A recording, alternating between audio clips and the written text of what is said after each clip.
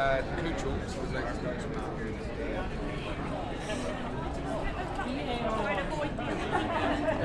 A buns in German.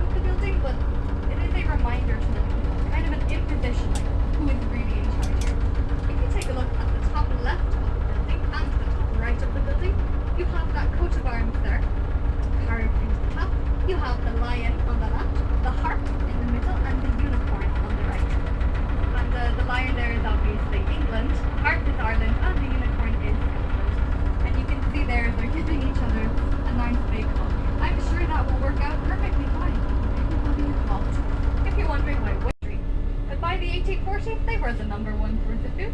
The average adult man ate 25 potatoes every day. That is between 12 and 14 pounds, or between 5 and 6 kilos daily.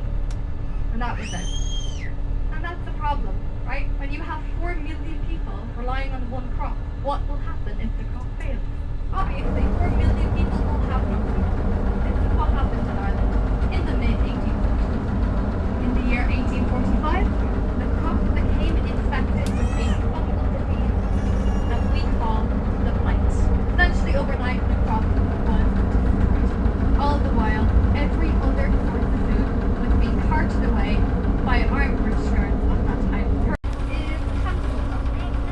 I don't know if anyone here is from like London or Dubai or New York or somewhere else with really tall buildings. Capitol Dock is the tallest building in Dublin. It used to be the tallest building in Ireland. And then some building in Cork put a flag on their building, and now they're the tallest building in Ireland. Officially the second tallest building in Ireland. You can live there if you want. It's a residential building, 23 stories tall. If you want that flat right at the top, you'll be paying about €20,000 a month.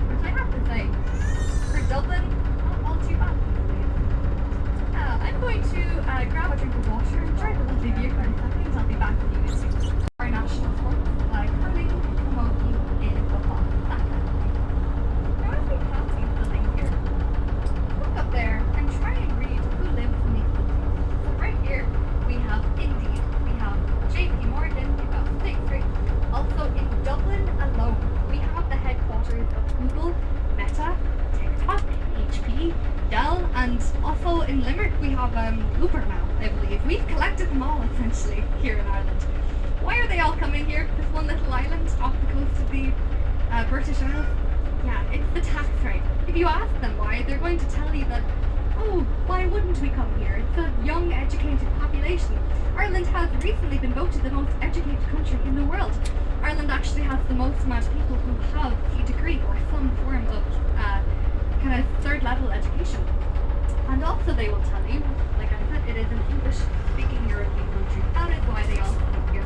But the real reason is, of course, the tax rate. General VAT in Ireland pays 23%. Companies like that only have to pay 12.5% tax. And most of them find loopholes and end up paying less than 12% tax. It is the definition of criminal. On top of that, all of these companies, what they're doing now is they are building data centres out, especially west of Ireland, all over our countryside. And that is because of our water laws, essentially. Water in Ireland is not privatised. We don't have a water bill, essentially. And they take advantage of that to use up our water to cool down their data centres, you know?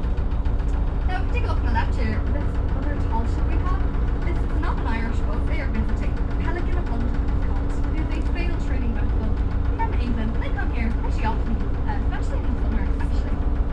Also, there's one more thing I wanted to talk about up here, but it's a bit off, so we'll give it a minute. Now, earlier I did mention Dell, that tech company. When they came to Dublin years ago, they actually cleaned a lot of the river Liffey. They cleaned a good 70% of it. So to the early Victorian period. And the way it worked, well, essentially it was used to build all the walls, all the key walls we've been driving past the whole time. They would not be here without the diving bell. A barge would bring it up and down the river. And every few feet, they would take it and they would drop it down to the riverbed. And as they are dropping it, they are pumping in air to expel all the water. Essentially, by the time the diving bell hit the riverbed, there would be a chamber of air, an airtight chamber on the riverbed. And then 4 or 5 poor lads would grab their shovels and they would climb down the top all the way to the bottom, hoping that their eardrums don't burst in the process. Then they would have to dig out the riverbed. They'd have to inspect the ground and make sure it was safe for the building of the walls. Though it was built in the mid-1800s, it was so effective, they used it in Dublin until 1953, the mid-1950s, initially. Now originally they were going to scrap it, just get rid of it, but a campaign did save it from scrappage, and they have removed it from the water. Now it's on that little exhibition. That little pedestal it's on is a exhibition, a little museum. You can go inside there and learn a bit more information about it. It is technically the smallest museum in Ireland. If you do go there, take a look around and try and find the fountain. So in there you do have a little water feature as part of the exhibition. I mentioned that tiny detail because my granddad made that with a fountain maker, and he told me if I don't tell